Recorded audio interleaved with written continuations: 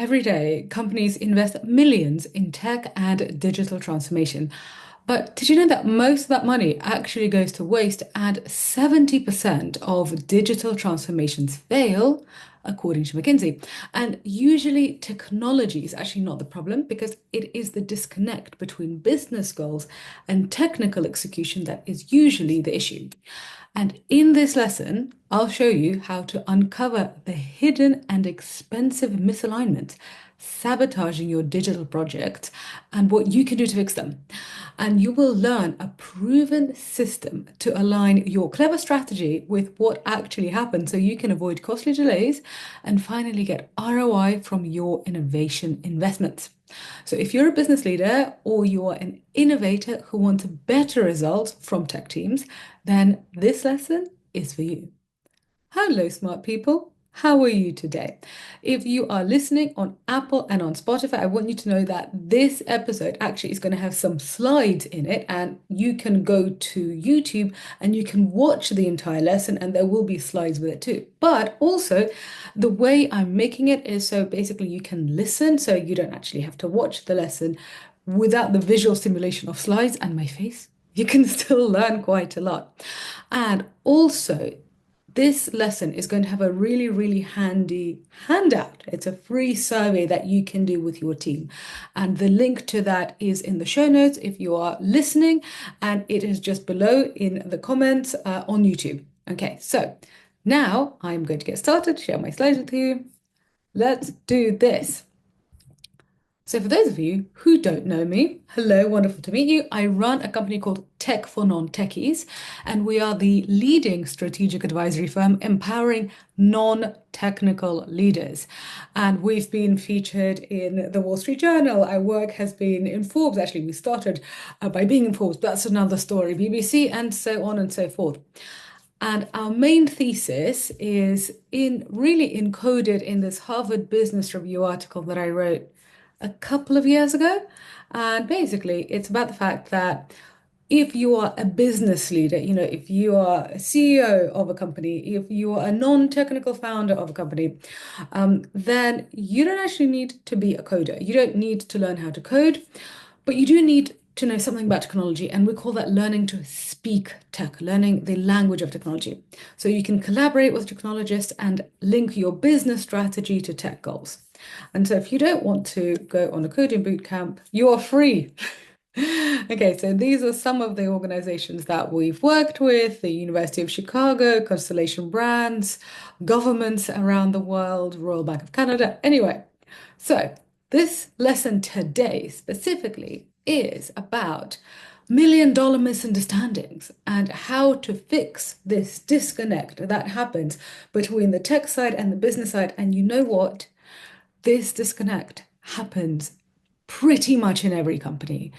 I've seen this through my work, through the work of my colleagues at Tech for Non-Techies, through my conversations with people. And these conversations really happen when people, especially after a couple of glasses of wine. Anyway, so I'm going to tell you how to fix these disconnections without having to go to bars and have late night drinks with people. Although you can obviously do that if you want to. Anyway, so the tech versus non-tech tension is actually a $2 trillion problem. Here is why. So as I mentioned right at the beginning, 70% of digital transformation projects fail to meet their goals, according to McKinsey. Okay, so that's a problem, obviously. I think the average digital transformation project is about $30 million. So if 70% of that goes to waste, that's a big problem. So there's another study that basically says that by next year, by 2026, there will be $2 trillion in wasted investment into digital transformation. So what on earth is going on? So more studies show that basically it's kind of what I said at the beginning of the episode. It is not the technology that's the problem. It's culture. So another McKinsey study says that 62% of failures cite culture as the biggest obstacle. And that's basically employee resistance and poor change management. Okay, well, what does that mean? I'll tell you that in the next slide. But basically, what happens when you have culture as the biggest obstacle? What happens when you have employee resistance? Well, digital transformation investments don't don't have the ROI that you want. So you waste money. Basically, people hate each other, so team morale goes down. You know what happens when team morale goes down? People leave, and then you have to find new people and you have to onboard them. And like right now, my company is actually scaling, which is wonderful. So I'm having to hire people for a good reason. And you know what? I'm really not enjoying the process. It's wonderful when you have a really productive employee already working with you, but writing job descriptions, interviewing people, then onboarding them, that whole thing, nobody likes doing it. So if people leave because basically you've created a culture of employee resistance, you're going to have an unpleasant problem, not just an expensive problem, but an unpleasant problem. So obviously your execution goes down. Like you can't work as quickly as you would have done if you had a full and happy team. And as a result, businesses' reputations suffer, with the media, with their customers, with investors, which basically means that CEOs can get fired and they lose their competitive edge. So have I got your attention now? This is bad. You do not want this. Why does this happen? So basically, there are theories into why this happens. And I think a lot of the theories are kind of misguided. And most leaders assume they know where the problem is, but in my experience, they're often wrong. So, why is there this misalignment?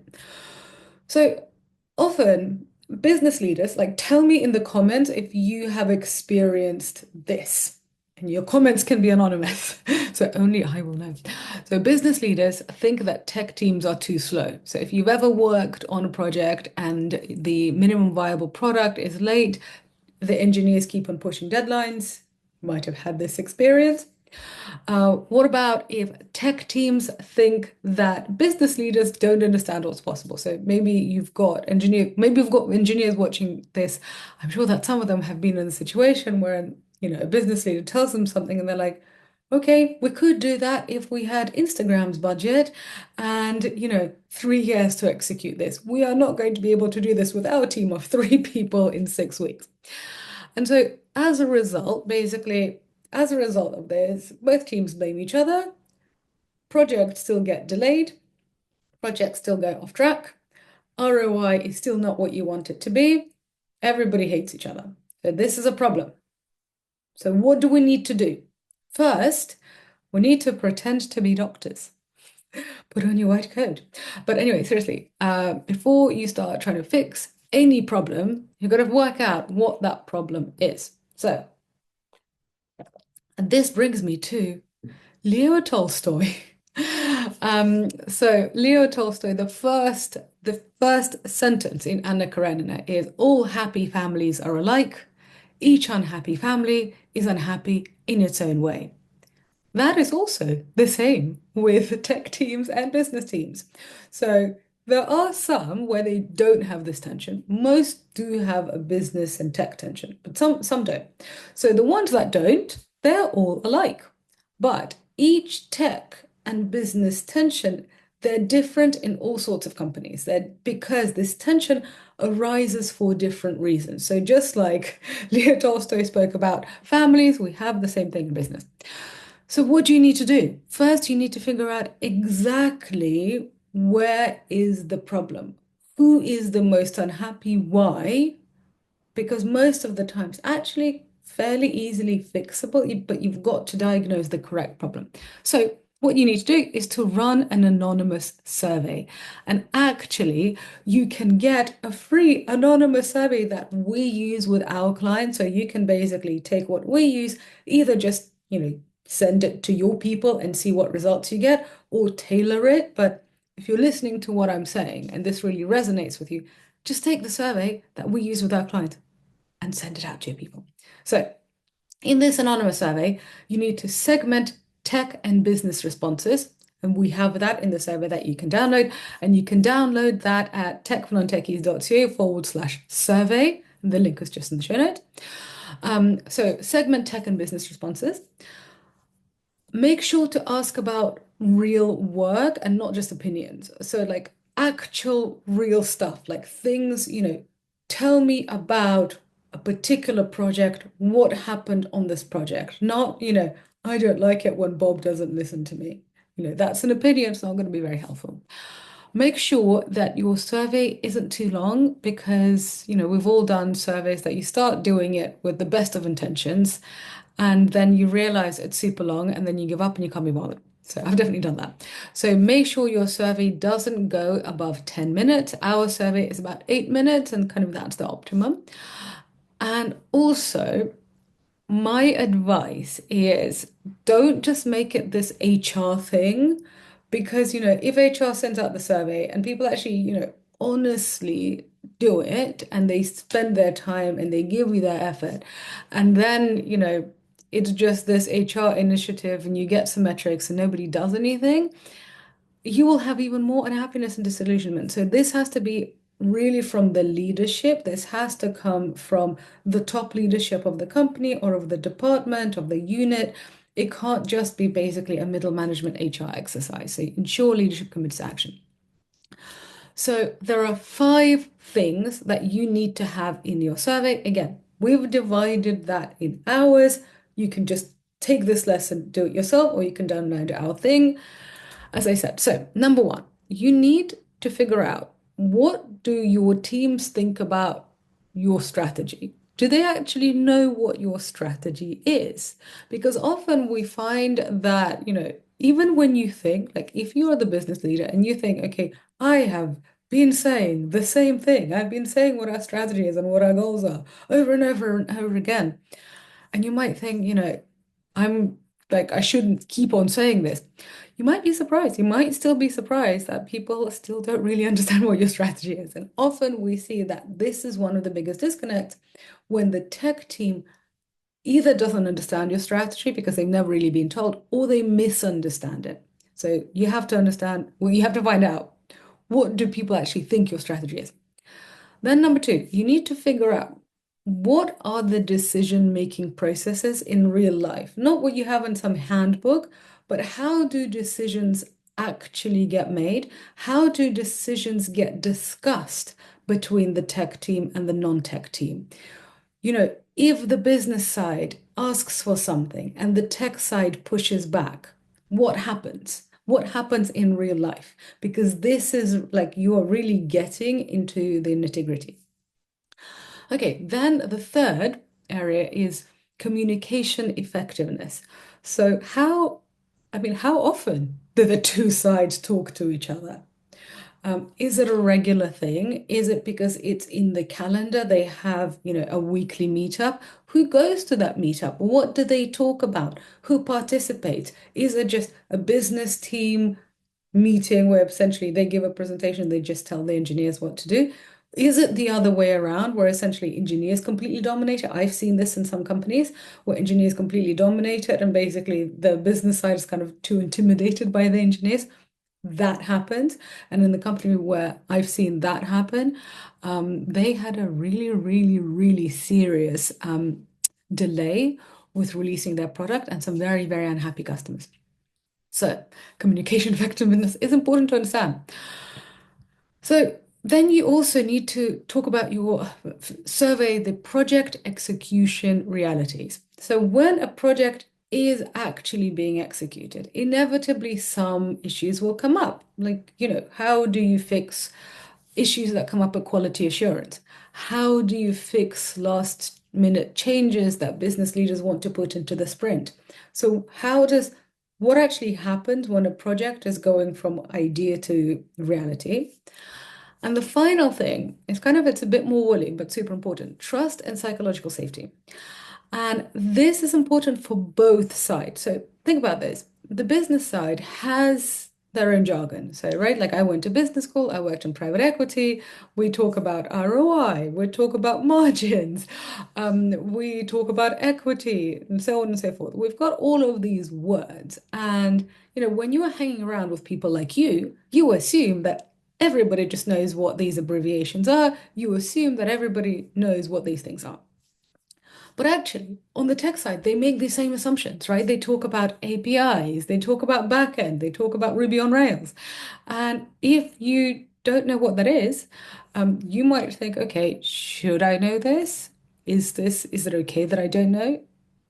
if I ask, am I going to get fired? If I ask, am I going to get ridiculed? And essentially, for really good collaboration, like in places where I have seen where this really works well, is when essentially both sides have a learner's and a teacher's mindset towards each other. When both sides have the psychological safety to ask for clarification and say, I don't know what a code freeze is. I don't know what a code freeze is. Can you explain to me what it is and why we need one? Or I don't know what technical debt is. Can you tell me? So if you have this kind, and equally you want that from the tech side too, it is especially for the senior leadership. It's super easy to think that you're really approachable and really lovely and really kind and there's loads of psychological safety around you. Um, Often that's not true, and often people are actually really terrified. So this is why you need to basically survey them anonymously. Make sure it's anonymous. Okay. So basically, you send out the survey, use ours, create your own customize ours, whatever you decide to do. Give give people some time. Make sure that they understand that this is not just an HR initiative, but this is something that actually the leadership is going to take seriously. And whilst the results are coming in, whilst people are doing it, here are some things that you can do that will A, increase your team effectiveness, but also B, show to your team that you're actually taking this really seriously. So, first of all, just break bread together. It's so simple. It is so simple. I don't know why people try to do it. Literally, just book lunch together. I would suggest go outside. Don't just bring sandwiches into the office because like the sandwiches often end up being soggy and it's just not that nice.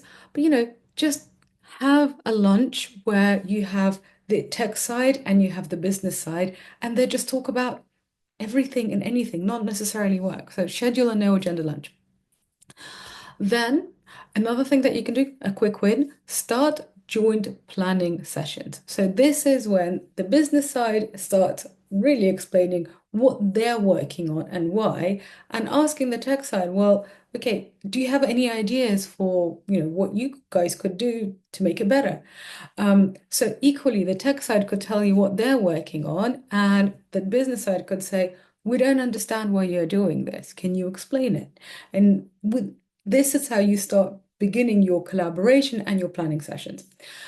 And what I would suggest for the senior people watching this is you need to create a clear escalation path for when priorities conflict, because this is really where issues happen. So basically, who is kind of like King Solomon? Who is the wise person that people go to when the business leader is like, okay, our biggest customer wants this thing and they say they want it now and they're not going to, I don't know, prolong our contract if we don't do it. And the tech side is like, okay, but we've got so much technical debt. If we don't figure this out, then our entire product is going to collapse. Both of these things are problems, right? They're both priorities. So there has to be a clear path about, okay, when something like this happens, who do you go to? How do you have that discussion? Okay, so this is the end of our lesson. If you want the survey, just go to techfornontechies.co/survey. And here's a quick recap of what we covered today. So, this tech business misalignment that I have shared with you, it costs trillions of dollars. So, $2 trillion are projected to be wasted by next year by failed digital transformation projects. So this is really, really serious. This isn't just some sort of nice, like, kumbaya thing.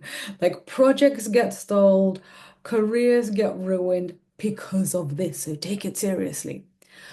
So the first thing you need to do is diagnose the problem and understand what flavor of the problem that you have, because each company is different, each unit is different. Even if you're in the same company, one unit is going to be different from the other. So you need to do a diagnosis before you take action, analysis before action. Then you can have a data-driven approach, right? So how do you do that? You run an anonymous survey. That anonymous survey has to come from the top leadership, not just from HR. You have to use structured questions, and you have to have some questions that are only for the tech side and only for the business side, and some that are for both. And most importantly, you actually need to act on the results. So when people pour their heart out to you and they really believe you that, okay, you want to listen to them, then they need to see you taking some action. And most people are reasonable. They realize that you're not going to just wave a magic wand after a survey and everything is going to be great. But if they see you making effort, then people start having hope. And hope is a wonderful thing. Hope is basically what gets us to walk through walls and to achieve the impossible. Okay, so I hope that you have found this lesson useful. If you found this episode useful and you're watching on YouTube, then please leave me a comment or like this episode. And if you haven't yet subscribed, then what are you doing? The lessons here are amazing. And if you are on Apple or on Spotify or any other podcast player, thank you very much for being with me, for having me in your ears. And if you haven't subscribed, come on, well, you got to do this. And I would really appreciate a rating and a review. So thank you very much for being with me, and I shall be back in your delightful smart ears next week. Ciao.